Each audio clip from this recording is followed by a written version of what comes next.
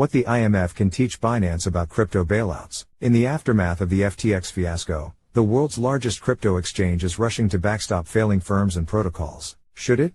In the midst of the FTX fallout, Binance CEO Changpeng sees Zhao's proposal to create an industry recovery fund has been the focus of significant attention. According to an announcement, the $2 billion Industry Recovery Initiative, or IRI, will support projects that through no fault of their own, are facing significant, short-term, financial difficulties. Some $50 million has been committed by venture capital firms, while Binance will ostensibly provide the rest, as well as general administration. This announcement is the latest step in the crypto industry's attempts to establish a mechanism for bailing out firms facing liquidity issues and heading off the systemic risk from their collapse. Bloomberg columnist Matt Levine observed that establishing the IRI would solidify Binance's role as a de facto central bank for the crypto industry by establishing it as the industry's lender of last resort. Stephanie Herter is a founding economist at Prism Group and an academic contributor to the World Economic Forum. This piece is part of Crypto 2023. Designing a system to bail out firms in financial crises and to mitigate systemic risk is not a new problem.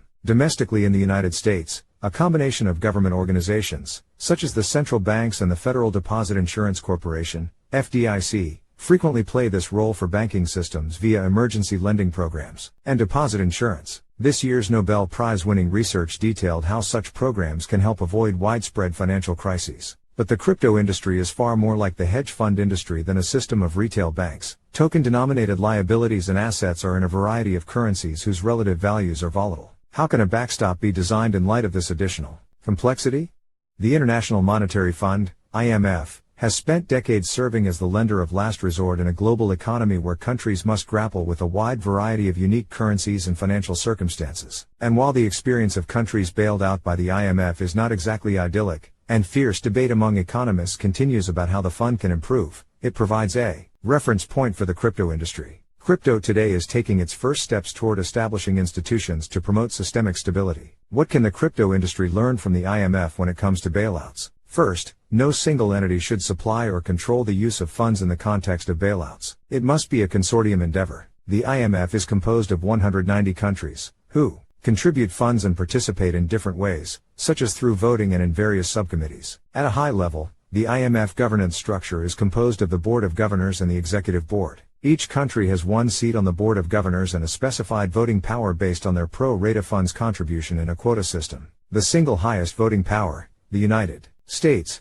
is only 16% of total voting power. Moreover, the Executive Board is composed of 24 executive directors, with a portion of seats rotating and representing multiple nations while 7 countries have permanent seats. Overall, no single country controls any of the IMF's plethora of economic support vehicles and facilities. Positioning any single entity, including Binance, as the crypto industry's lender of last resort fails to reduce systemic risk and creates a host of new problems. The recent collapse of FTX and its widespread impacts on other players have begun to reveal the full nature of the complex interdependencies that existed between the exchange and other entities in the crypto industry. These relationships, as currently publicly known, have been summarized by publications like CoinDesk.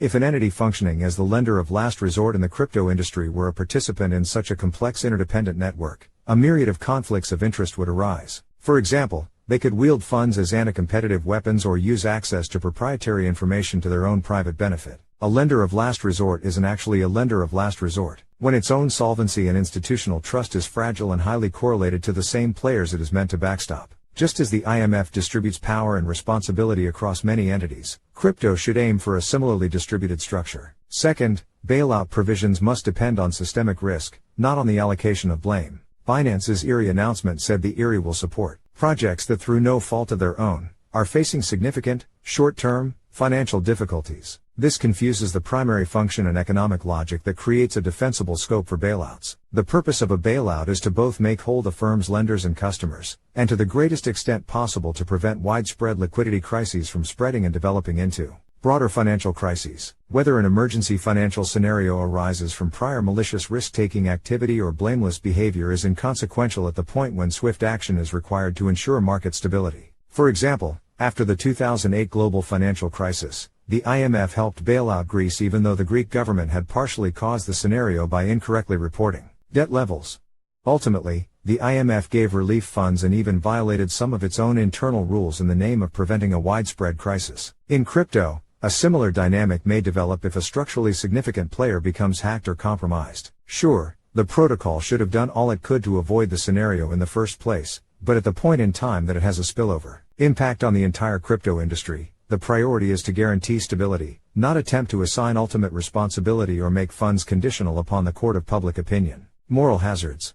This brings up a third point: how to avoid moral hazard. The obvious problem with a bailout fund that bails out each entity with sufficient systemic risk is that it's too easy for firms to be careless with risk management and then turn to the fund for ex post relief. While bailouts can't be conditioned on whether management behaved badly, ex post punishments and economic restrictions certainly can. The IMF is known for imposing onerous debt service and other structural conditions on bailout recipients, even when these restrictions might prevent the country from rebounding quickly. Indeed, these are so unpleasant that countries will do almost anything to avoid using the IMF's resources. There are typically 20 structural conditions imposed by the IMF when a country accepts a bailout package, though in 2012 Greece had as many as 97 structural conditions imposed by the IMF. The message is that while the lender of last resort won't let a country collapse, it won't be easy or pleasant for the country in the following years. This brings us to the crux of the matter. In order for crypto to have any hope of solving this same problem, the cost to individual project teams of needing bailouts must be severe. Importantly,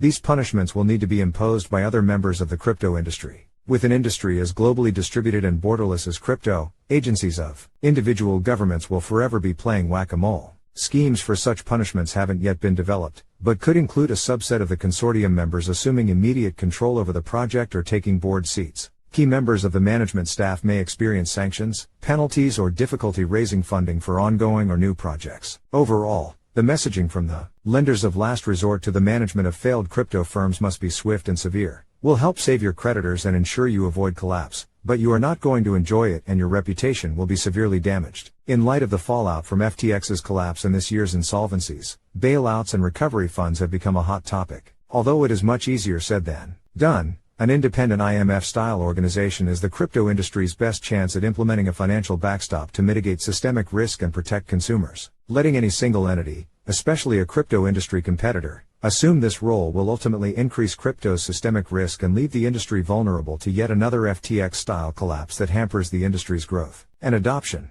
Prism Group Senior Associate Johnny Antos and Prism Group Associate Kajol Char contributed to this article.